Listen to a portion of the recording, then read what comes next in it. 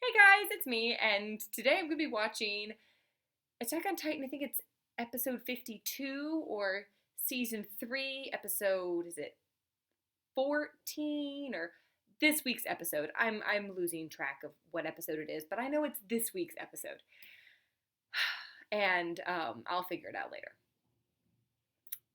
And I am actually going to be heading straight to bed after I watch this. I just got out of the bath, so hence why my hair is all wet. So anyway, and I've got my pajamas on. I got my Star Wars jammies. Um, and there's a raging storm outside. So not only am I just going to start this because I want to watch it and then get into bed, but also I want to watch this before the power goes out.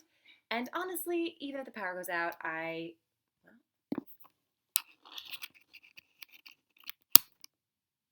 I'll make sure that this computer is charged enough that I'll be able to continue it. However, I may look very, um, well, shadowed. All right, so the last episode was crazy. So they finally made it to the wall that they're going to retake. And, oh, I mean, I wanted Reiner and Berholt to come back so we can see them, and I still want them to be good guys. I know they probably aren't. And the one of the things I love about the show is that the concept of good guy is very nebulous. And I mean, there's definitely people that you root for, but like, I mean, yeah, Reiner and Berholt, they like killed a bunch of people, so they're probably not good guys. But like Ymir, she seems like a good one, and she seems to be kind of in league with them. And Annie, she killed people too. I want to root for these people even though they're terrible. That's how I feel about it. And then Beast Titan shows up, and so it's a trap. It's kind of like in Star Wars. That's Star Wars.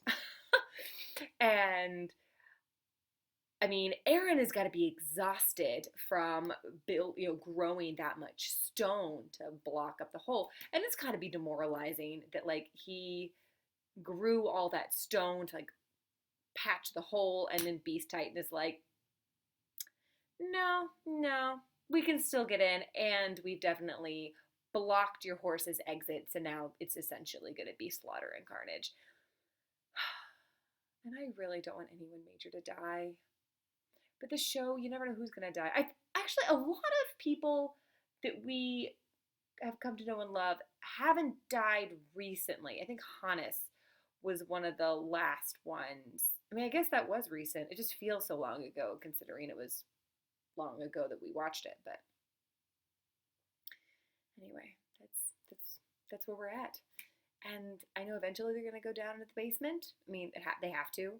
And I have not really looked at the credits. So from the last episode, I just kind of like briefly saw it, but I wasn't really paying attention. So I have missed pretty much all the spoilers. So, but I just figured that that's been a central plot point. So that'll happen at some point, perhaps at the end of this season or the end of this episode. I don't know. So I'm going to be drinking my sleepy time tea, and hopefully, I'm sure this show will be action packed enough to keep me awake. But I am so tired. So anyway, and these headphones they've seen better days. So hold on. How did this happen? How did this happen? This is just okay. Ah, perfect. Okay.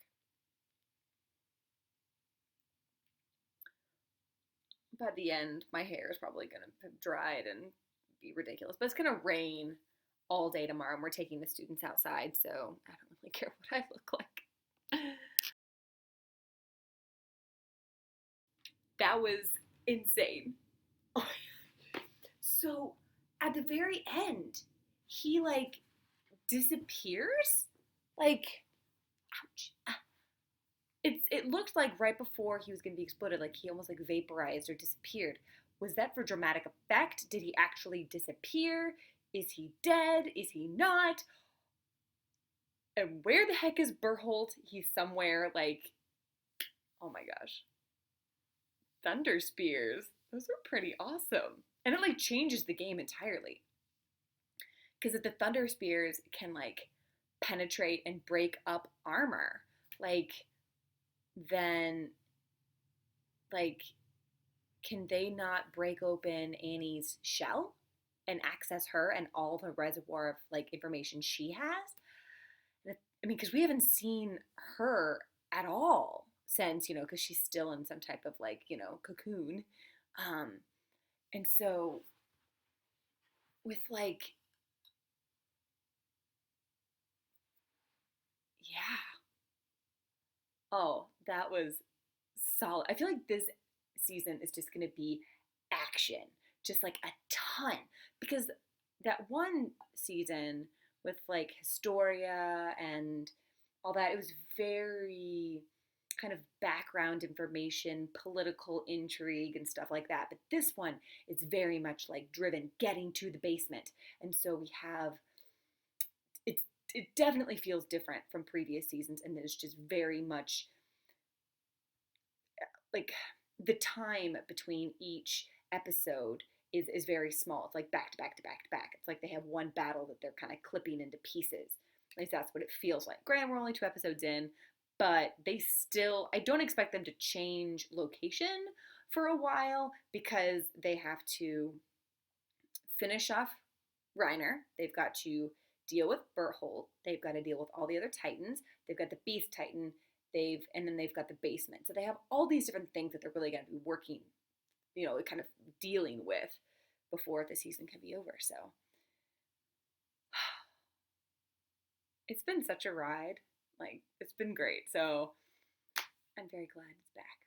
So, and I have also watched episode 1 of Steins Gate, and I'll be posting that later on this week. So sorry I didn't post this like today, but Chris and I went to the opera and had dinner, and I just didn't have time on Sunday because oh my gosh, this weekend was ridiculous. So anyway, but here it is. So yeah, I hope you guys have an awesome day, and I'll see you next time. All right.